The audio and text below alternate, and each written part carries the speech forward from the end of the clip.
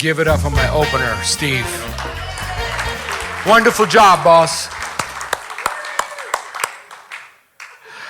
My name is Nestor R. Rodriguez is my last name. And I'm actually from New York City. Yep. Bada bing. From New York City. Born and raised. But I live in Studio City. That's the deal there. Happy birthday, Keith. Wherever you're at, happy birthday. I don't think it's embarrassing to come up when they're asking for a chip and it's your first year. I think that's enthusiasm. And enthusiasm is to be filled with God. That's what that means. So if you're enthusiastic at your first year anniversary, God bless you, brother. Because that's where it's at. That's where it's at. And James, 90 days? Amazing. Amazing.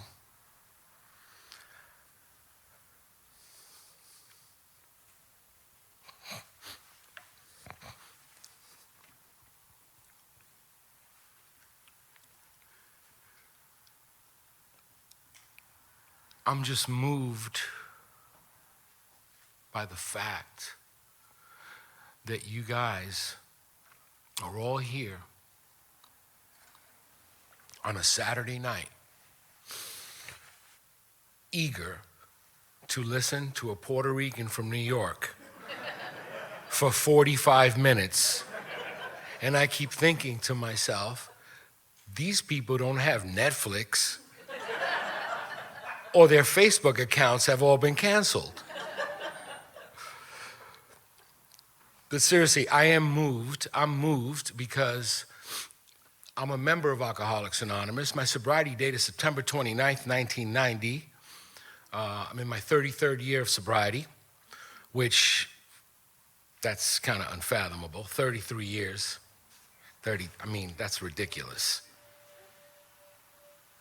But that just means that I've accumulated that many days at a time, because I just have that many days. I have one day, really. I'm grateful to God. I'm grateful to all of the people that came before me. I want to thank Randy for asking me to speak. I want to thank my sponsor, Mike, for always being there for me, for being a gentle man, full of wisdom, full of hope, full of encouragement, full of sobriety. I want to thank my wife. I'm married 30 years. That right there, Puerto Rican man is an oxymoron to be married for 30 years with an Irish-Italian woman. Forget about it. Hey. 30 years. So I want to thank my wife, because my sobriety would not be the same without my wife. She's also sober, and I'm a lucky guy. To be sober and to have a companion in this journey that is has the same ideals as you, to stay sober, help another alcoholic achieve sobriety, and never say no to Alcoholics Anonymous, it doesn't get better than that. I come from a place where, my father was an alcoholic. My mother threw knives at him because he'd get drunk. And he'd always have, the big book talks about the alcoholic who gets twisted at just the wrong time, in the right place, or something to that effect. That was my father. My father wouldn't speak. He wouldn't say I love you unless he was in a blackout or drunk. He wouldn't come home to get affection from my mother unless he was drunk. And there was always a fight. And as a kid, I just did not know, I did not understand what any of that was about. I was a very nervous kid. I had glasses in second grade. I got picked on. I got bullied. The whole 9 yards. We're talking the early 70s in New York City. I came up in New York City around the 80s, which is a whole other, you know, I think the 80s in New York were like the 60s for Woodstock, for that vibe. The 80s was like that vibe, but on cocaine. And rap music. The evolution of the urban, you know, identity.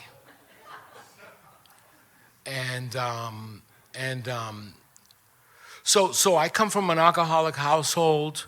I come from a place where there was no guidance, there was no nurturing, there was no blah blah blah blah blah blah blah. Right? It doesn't really matter what there was no, because as an alcoholic, I figured it all out. I figured out whatever people did not tell me, whatever people did not give me, whatever people, whatever, at a certain age in my life, I just said, F it. I don't need, I know what to do. And I realized at a young age that I could do whatever I want to do as long as I was willing to pay the price. And so as a young man, as a young knucklehead, I always took actions based on if I was willing to go through, deal with, or pay the price of my, you know, the ramifications of my actions. And if it was about, you know, getting high, whatever, drinking, mugging somebody, getting into whatever it was, I always looked at it in terms of, well, I'm 16, I have a job, will I go to prison if I get busted at that point? And I made decisions like that. And I didn't need permission, never needed permission, I just did. And I was very, very good at getting out of anything. So I just didn't care. I mean, I could tell you, Central Park, New York City. I'm just going to give you a couple of examples of what I'm talking about because I think you'll get a kick out of it. Central Park, New York City, there's a lake, there's a boathouse there, and you can rent the boats by the hour. And I remember thinking, wouldn't it be cool to come at night, like at midnight, and just get on one of these boats with some quarts of beer and some whatever, and just like, I'm a Puerto Rican kid on Golden Pond. You know what I'm saying? It's like, wow, it's amazing. And I said, I'm gonna do that. Only problem is, they locked the oars. They kept all the boats. Like you can jump the fence, but they kept all the they locked all the oars. They kept all the boats, you know, stacked up, and they locked all the oars. And I said to myself, man, I'll just come. During the day, I'll rent the boat for an hour, and I'll row it, and then I'll leave the boat, and then I'll take the oars. And I'll take the oars, and I'll hide them somewhere, and I'll come back at night. And so began, you know, a little tradition of going, you know, rowboating in Central Park at 11 o'clock at night. And I'm telling you this story because that's how my mind always worked, you know? My biggest mistake with that is I told the other guys that I was hanging out with. And then, of course, it became a thing. They decided they wanted to break into the boathouse. For what, I don't know. 3-day-old pie, because they never kept money in there. But it's just like you're a kid, you're doing stupid nonsense. We would go in there. One time, the time that they decided to break into the boathouse, the alarm went off, and all of a sudden the cops are coming, and I'm not leaving my oars. I'm gonna tell you right now. I paid for those oars. Swear to God. I took the oars, and I'm running, because I'm gonna put them back where I usually hit them, right? These two white cops come and go, yo, What are you doing? Where are those oars? I swear to God. The garbage that came out of my mouth, because it was, I don't know if you can curse here or not. The shit that would come out of my mouth is unbelievable. I said something to the effect of, I'm on the rowboat team, and I just came out of practice. Now, I don't know if these two cops said, that's some good line of shit that this guy has, or what did he say? Because they both looked at each other like, and they said, we good? And he's like, yeah, just get the hell out of here. But this is how a lot of my actions, reactions, ramifications, not thinking of stuff. I didn't care. I just did whatever the hell it was, and then I just winged it. Whatever it was, and it always worked. And I've never been arrested. I've never been to jail. Now you see my wife here. You'll see my wife. She'll come and speak for you guys in a couple weeks. Now, my wife, white girl, she's been in jail. She's had guns put up on her head. Okay? So I'm just telling you, life isn't always what it looks like and what it seems. But I'm a lucky person. I'm a lucky man. I'm a lucky and I'm a blessed man.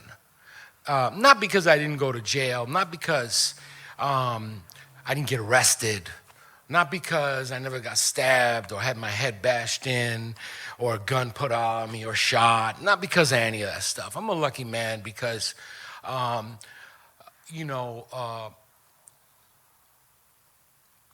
Gus, the great universal spirit, that's what I call God, Gus. Bada bing. That's for you, baby. Gus. When I pray at night, I go, Gus.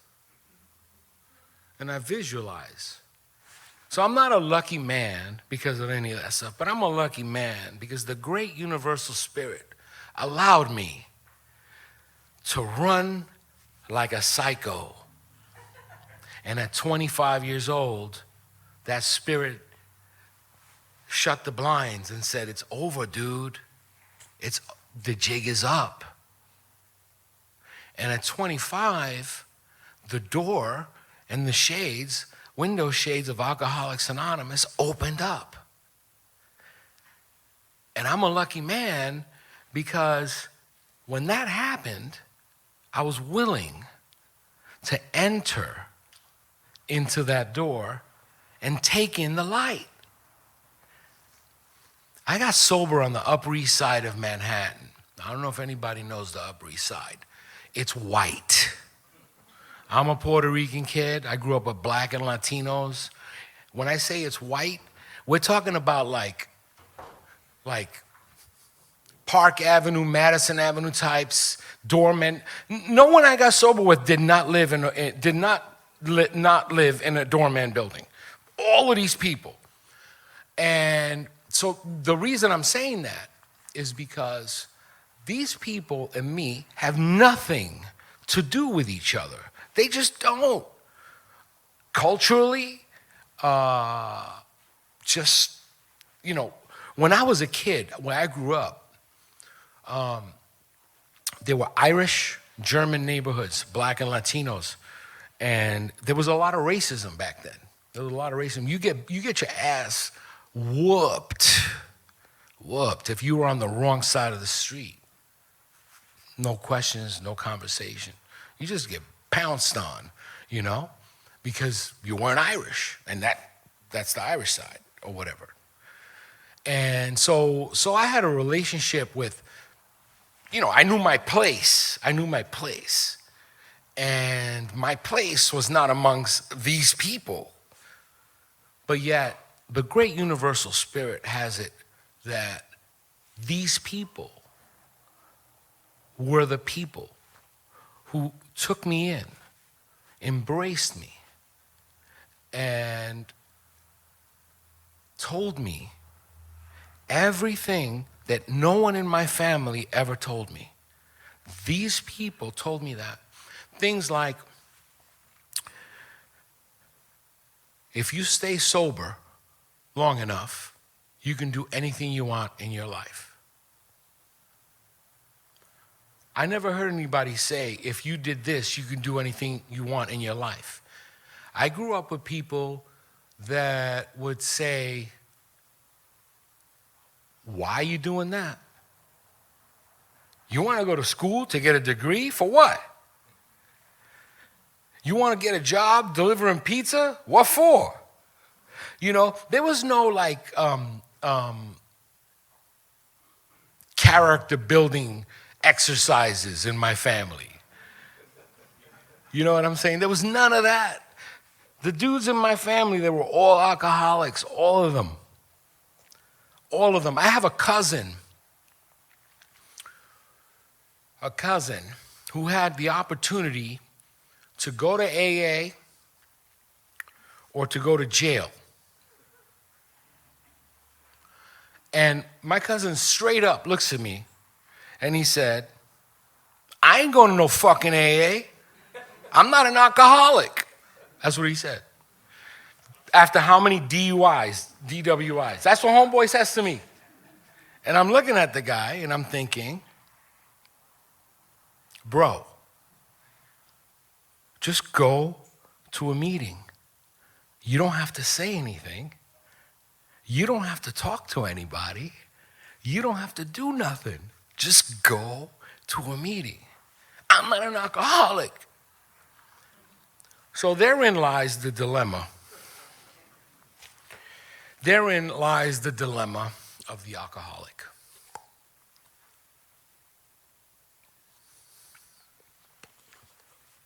First of all, I want to say thank you for the beautiful welcoming that I got here when we came in. You guys are amazing. This is a great group. If you're new to Alcoholics Anonymous, I can tell you that being in AA and being sober over 30 years, this is a great group. So I can tell you that do some service in this group, get to know somebody, get sober here and get a newcomer and help them out. I can tell you that. I can feel it. I think I was at a meeting earlier today. The guy had 3 days. He had 4 or 5 years or something. He went out. And then he said, it was his third day back, and he said, I feel good. His hair was messed up. Only an alcoholic would come back to AA in 3 days, and his hair is looks like Medusa. He shares like, I got 3 days back, but I can feel the synchronicity in here, man. I'm so happy. So, the dilemma of the alcoholic is the denial that you're powerless over alcohol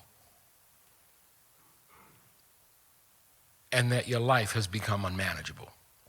That's the dilemma of the alcoholic. If you come into Alcoholics Anonymous and you've bypassed that dilemma, right? Let's think of Alcoholics Anonymous as the monopoly board.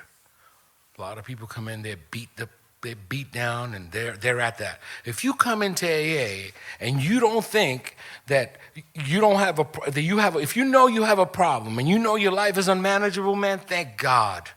Thank God. Because you just like, that doesn't mean you don't have to do anything after that, but thank God. One of the biggest rocks that you'll have to drop is that. And I've seen people, and I saw people when I was getting sober questioning whether their life was unmanageable. Like, which came first, the chicken or the egg?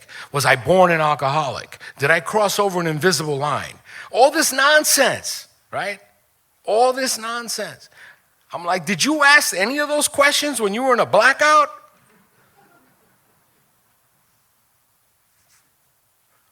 So the dilemma is the denial.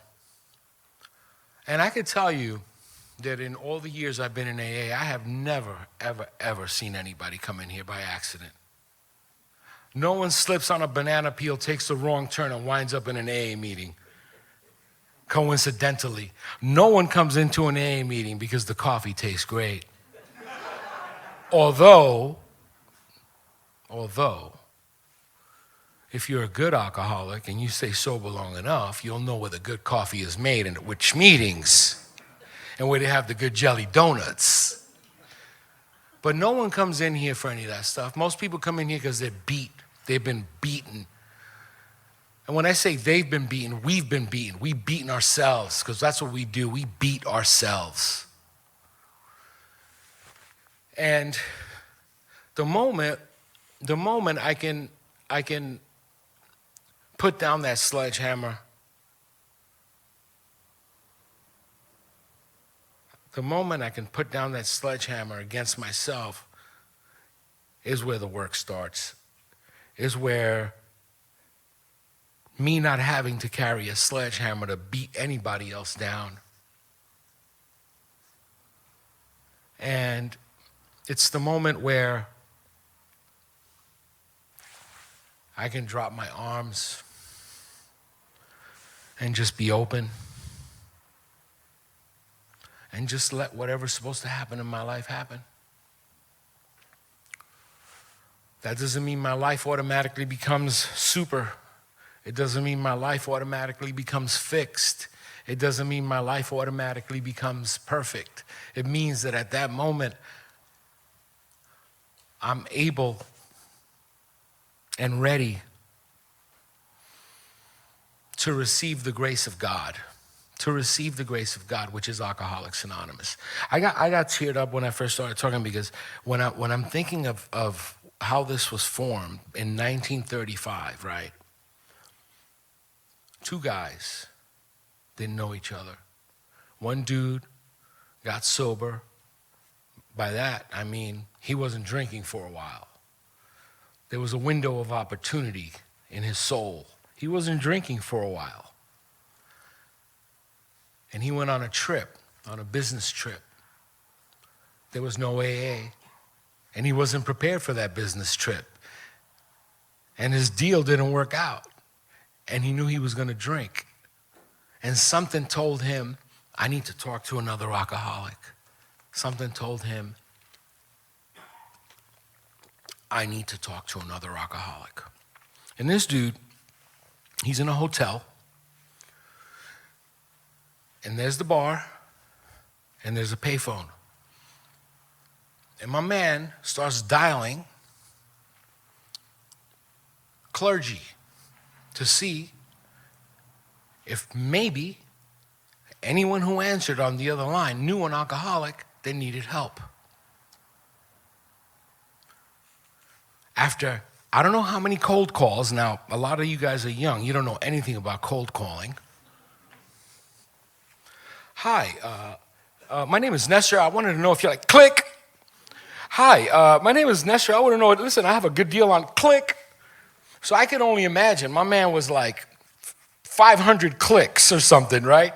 He finally gets somebody, a priest, and tells him, I don't know any alcoholics, but I know somebody who does. And her name was Henrietta Sieberling. And Henrietta Sieberling was the daughter-in-law of the tire baron, or the tire CEO at the time, which is Sieberling Tires. You can think of it as Firestone or Goodyear tires. And my man, and I'm talking about Bill when I say my man is like, I'm not going to call some woman, but he calls her. And she tells him, I do know somebody who we've been trying to help. And that was Dr. Bob. He can't get sober. He can't stop drinking. They arrange a meeting. And therein begins the program of AA. Therein begins the beginnings of what this is all about. So at the beginning of, I was moved because I see a guy like James, 90 days, and I see me, 30-something years, and he and I, even though we don't look anything alike, or we don't look like we come from anywhere near, we never lived in the same, we didn't even drink in the same place. But he and I have more in common than me and some of my family members. And so for me,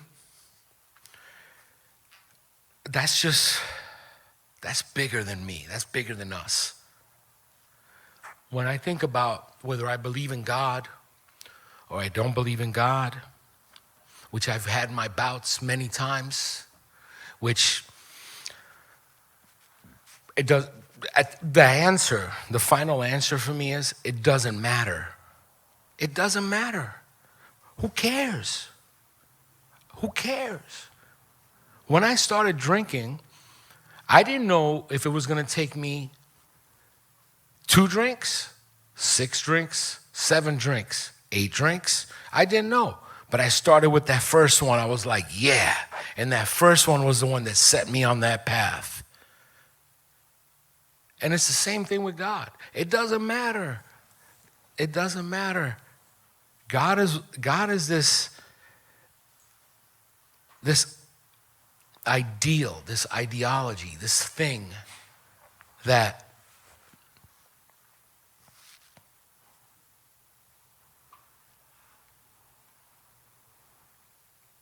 the book tells us that we have to have a relationship with whatever that is. That's what the book tells us. And how am I supposed to have a relationship with something that I don't even understand, that I don't believe in, right? And so the beautiful thing is that when I come into Alcoholics Anonymous, I don't have to believe, but I can see. I can see all of the clear, present, whole eyes. I can see. Everyone in here is striving for a better ideal of a better person, a sober person. I can see that. And as an alcoholic, not knowing what this is about,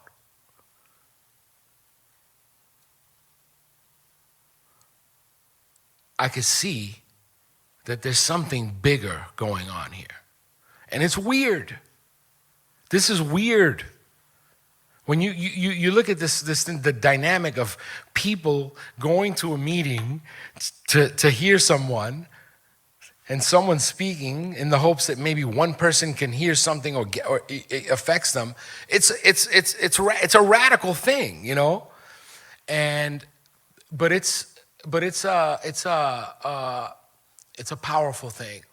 You know, I didn't get into, you know, my drunkalog and all that other stuff and what it was like and what it was like. I have 13 minutes or so. What it was like for me, I'm going to give you the condensed version, and then 13 minutes should be enough. What it was like for me, no, because what it was like was, like I illustrated briefly, there was lack. What it was like for me was a lot of unknown. What it was like was hopelessness. It was despair from a very early age, from when I was a little kid, which when I look back on that seems perfect. That seems perfect. So right when you're ready to drink, it matches despair, hopelessness, you know, lack. Perfect. Perfect frequency to be at the first drink. And my first drink, I blacked out, just in case you were wondering. I blacked out, and I couldn't wait to do it again. I couldn't wait to do it again. And I could tell you all sorts of war stories, and I could tell you a gazillion other stories like that, rowboat stories, because there've been a lot. There's been a lot of those.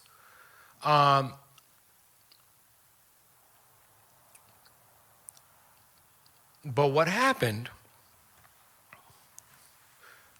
was that by 25, whatever I was doing to fill in that hole that I had of lack, whatever I had been doing to fill that up, ceased functioning. Ceased functioning. And I don't know how to explain it, but I damn sure know you all know what I'm talking about when I say that everything you thought you knew at that point in your life Just didn't make sense. It just, nothing is like, you know when they say one's too many, a thousand's never enough. That's so brilliant, that passage, those words. Because I couldn't get drunk. I couldn't get high. I didn't want to live. I didn't want to die. You're in this place where it's like, somebody please, just shoot me. Just cock the hammer. Just do it. This is where I was at. This is where I was at 25. And when I say that I walked into, rooms of Alcoholics Anonymous on the Upper East Side, and this Jewish lawyer from Montreal holds my hand at the end of the meeting, and he tells me, you should try to make 90 meetings in 90 days. And he's holding my hand a little bit too long. It was freezing out too. It was on the corner of 86 and Lexington. And he's holding it and shaking it and looking at me in my eyes. And I'm thinking, what's up with this dude? And he's holding it like I'm his new project. He's looking at me like I'm his new project, holding my hand like this. And I really wanted to tell him, yo, get the fuck off my hand. Let my fucking hand go. But I couldn't say that to him. All I could say was just look at his eyes and just be like, yeah. And I remember going home that night, and I remember thinking, 90 meetings in 90 days? What the fuck? This guy think I got nothing better to do with my life? That's the thought that came in my mind. And then the answer, Gus, the answer was, no, you don't have anything better to do with your life. Your room consists of a mattress with 6 inches at the foot of the bed, 11 inches on the side of the bed with a dresser drawer. Now I was working, I wasn't homeless, but still, that's your life. This is what it's gonna come to. And I remember having a meeting book. We had paper meeting books. They looked like newspaper, made out of newspaper print in New York, by zones. Upper Manhattan is zone 9, Midtown is zone 5, whatever. And I remember looking the zone where I lived on the Upper East Side, and I started highlighting the meetings. Monday night, 8 o'clock, Tuesday night, 8 o'clock, Wednesday night, 8 o'clock, and I'd go to these meetings, and everywhere I went, this dude was there, this Jewish dude, the lawyer from Montreal. And I'm thinking, is this motherfucker following me? I'm like, yo, what's up with this guy? Everywhere he goes, and he's smiling. Smiling. And I'll tell you, one time, I assumed he's my sponsor, right? I'm thinking, all right, this fucking guy, everywhere I go, he's there. We talk after the meeting. All right, he's my sponsor. So one day, my boy George, who had tried to stop drinking for a while, and George accomplished not drinking for a year. And this is before I got sober. And George accomplished 1 year. It was like New Year's Eve. And I said, yo, George, we got to get fucked up tonight to celebrate, dude. You've been sober a year. We got to get fucked up.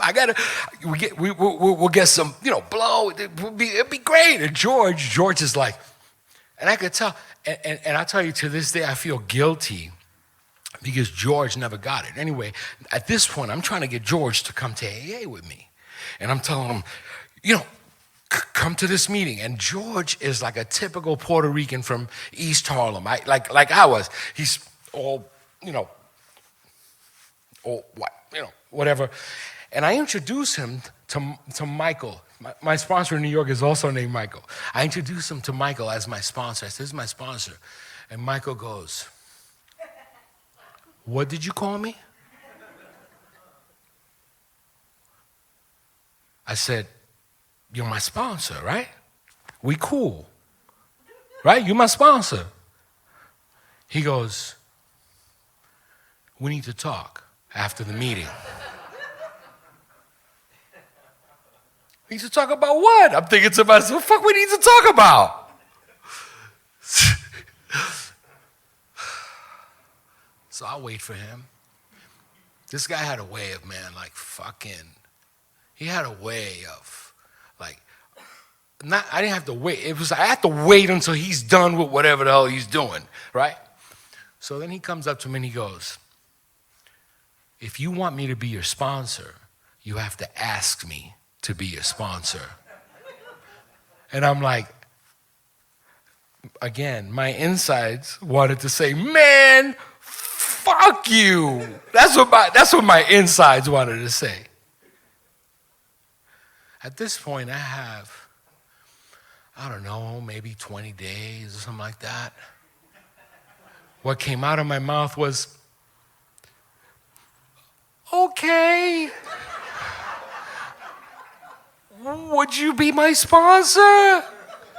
And he goes, yeah, all right. Anyway, the whole point of that was the first time, well, I shouldn't say that was the first time, but that began my relationship with another man that I grew to have tremendous respect for. I didn't have that growing up. I had guys that would carry guns. I had guys that would I don't need to say anything about anything, because you've all heard it all. You've met somebody who's done it, who've been there, whatever. But I grew up with all these guys, but I've never had anybody that I can really, really, really have tremendous respect for. You know, someone that I want to be like that. I want to be like that. That's what I want to be like. I was talking to my boy today, and I said to him, and I'm going to get into what it's like today. I was talking to my boy. We're talking about flying. When I was a kid, when I first got sober, I used to envy my sponsor brother, Max. So he was a photojournalist. I worked in construction. I was an electrician. I had to work in concrete buildings, start at 7 a.m, freeze my fucking ass off all day. It was like 20 below zero. And occasionally Max would need an assistant, and I'd go with him and we'd fly. And I used to think, man, why the fuck this guy get to fly everywhere? He's flying from New York to Los Angeles to here. I want to fly. That's the life I wanted. And I remember thinking this, and at a certain point in my life, I stopped. My wife and I produced a movie. It went to Sundance. My life started changing, took a different trajectory. And my life, I'm flying. I'm going somewhere. Now I got to go through TSA. Every time I got to go through TSA, it's like, man, why the fuck this guy got to like check me every? And so now I'm flying, and now I like to fly at night. I like red eyes. I like to go to sleep on a plane and wake up. Kind of like a sober blackout, if that makes sense. I love that shit. And for a long time in my sobriety, it worked for a long time, right? Up until the time I hit about 40-something years old. I don't know what happens when you're 40-something years old. I don't know if it's because your body is saying, yo, dude, you only got about 30, 40 more 4th of Julys left, you know? And your mind starts thinking all this shit. And I'm on the plane and I'm all worked up and I'm anxiety and I can't fall asleep. And I used to fly and I used to get worked up. Like I just want to get on the plane, go to sleep and get there. And my wife can attest to you that flying with me a few times, there could have been an episode of Cops shot just on flight LAX to JFK. Bad boys. What you gonna do? There could have been an episode of that on more than one occasion. And then I'm talking to my boy Paul about how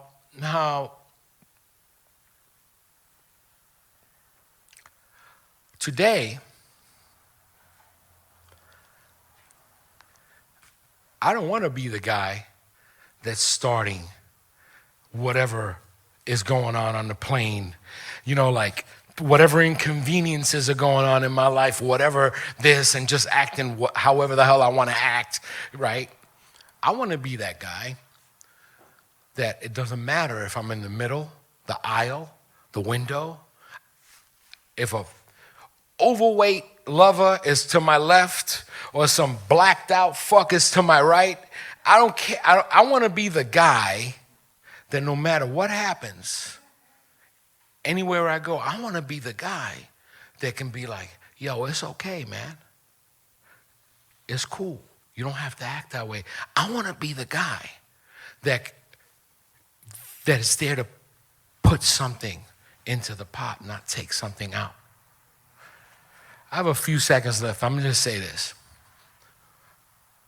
Intuitively knowing how to handle situations that used to baffle us. It's one of my favorite passages in the promises. Intuitively know how to handle situations that used to baffle us. That's what I'm talking about. I'm talking about spiritual instinctiveness. That's what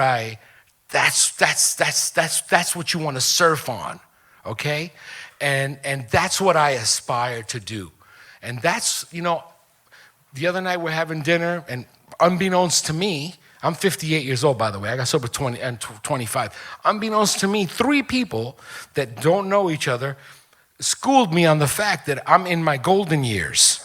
And I'm thinking, golden years? What the fuck is that? Isn't that a David Bowie song? They're like, yo, no.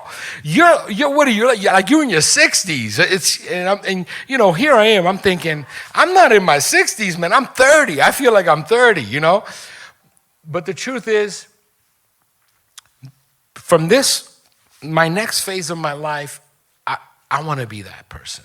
I want to be the person that helps puts out fires, that brings the life vest and the life preserver, not punctures it or brings some extra flammable liquids to blow shit up.